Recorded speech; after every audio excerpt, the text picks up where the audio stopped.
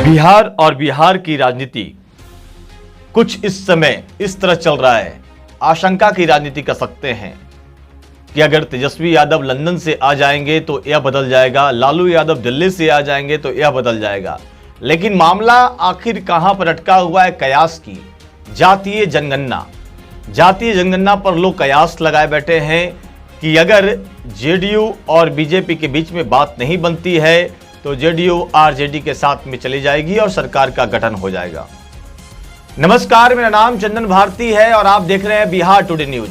आज हम बात करने जा रहे हैं बिहार के जातीय जनगणना के बारे में। ये पहली दफा बिहार में होगा। जातीय जनगणना के दौरान मुस्लिम में भी जाति की गणना होगी, ऐसा कयास लगाया जा रहा है और ऐसा होना प्रतीत होता है, क्योंकि कई राजनीतिक पार्टी ने सवाल उठाए हैं कि मुस्लिमों में भी कई जातियां होते हैं, उनकी भी गणना होनी चाहिए। उसमें भी ओबीसी आते हैं, दलित आते हैं, महादलित आते हैं, उनकी भी गणना होनी चाहिए। इसी परिप्रेक्ष्य में सब लोगों ने अपनी अपनी बात रखी। जहां तक बात है बीजेपी, जेडीयू, आरजेडी, कांग्रेस का, तो सभी का पक्ष है कि बिहार में जातीय जनगणना होना चाहिए। लेकिन बिहार प्रदेश के भाजपा के नेता बात से कंधी काटते हमेशा नजर आते हैं।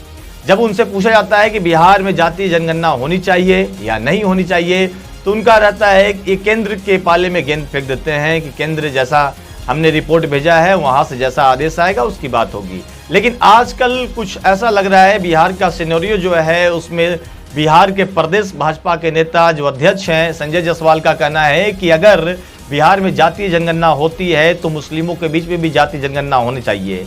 यही बात कई पार्टियों के नेता का भी कहना है कि बिहार में जब जातीय जनगणना होगी तो मुस्लिमों के बीच में भी जितनी जातियां हैं उनकी भी गणना होनी चाहिए।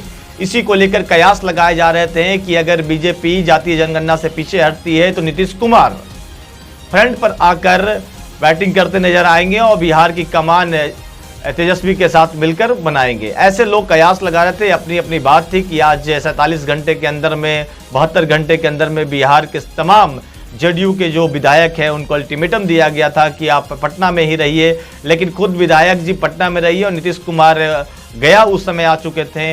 लेकिन ऐसा उस समय कुछ लग नहीं रहा था, लेकिन लोग कयास लगाए जा रहे थे। सोशल मीडिया पे खबर फैल गई थी कि 72 घंटा के अंदर में कुछ नया कुछ होने वाला है। तेजस्वी यादव उस समय लंदन में थे, लालू प्रसाद यादव दिल्ली में थे, दोनों लोग आ गए हैं। बिहार की राजनीतिक स्थिति स्थिर हो गई है। बात यहां पर अब बनता आ रहा है जातीय जनगणना पर, जो कि 1 जून को सर्वदलीय बैठक होना है। 1 जून को फैसला हो जाएगा कि बिहार में जातीय जनगणना होगा तो किस तरह से होगा, स्वरूप क्या होगा, इस पर बातचीत होगी। बिहार में जातीय जनगणना को लेकर 1 जून को सर्वदलीय बैठक होने जा रही है। इससे पहले शुक्रवार को बिहार राज्य की प्रमुख राजनीतिक पार्टियों के नेताओं ने इंडियन एक्सप्रेस के साथ बातचीत के दौरान कहा कि वे सूबे में प्रस्तावित जातीय जनगणना में मुसलमान जाति की गिनने की समर्थन करते हैं।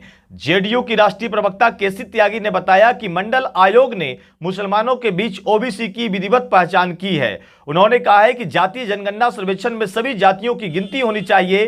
त्यागी ने कहा है कि हालांकि इस तरह के सर्वेक्षण में के संवैधानिक वैधता पर सवाल हो सकते हैं। राज्य सरकार नौकरी आरक्षण के लिए अपनी सूची में डेटा का उपयोग कर सकती है। मैं आपको बता दूं कि बड़े बड़े नेता, चाहे केसी त्यागी हो, चाहे सुबोध कुमार हो जो कि आरजेडी से हैं, चाहे चिराग पासवान हो, उन्होंने भी बात रखी है कि जातीय जनगणना होनी चाहिए।